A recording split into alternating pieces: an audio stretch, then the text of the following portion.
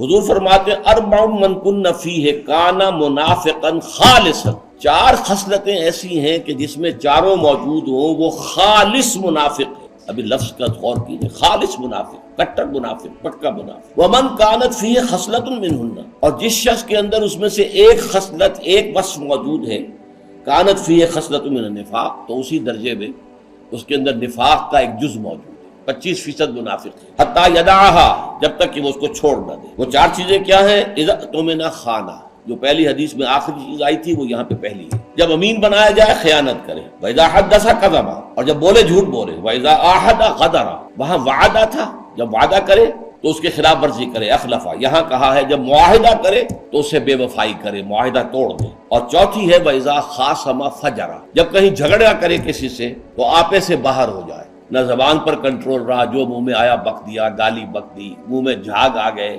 اس سے آگے بڑھے تو ہاتھا پائی پر اتر آئے۔ جھگڑا ہوا ہے لیکن جھگڑے کا یہ مطلب نہیں ہے۔ اذا خاصم فجر، فجر کے معنی پھٹ جانا، تو پھٹ جانا جو ہے اس فجر کے اندر انفجار کہتے ہیں، کسی شے میں دھماکہ ہو جانا، بلو اپ ہو جانا، وہ انفجار ہے، کسی شے کے اندر جو ہے اس طرح کی کیفیت پیدا ہو جائے۔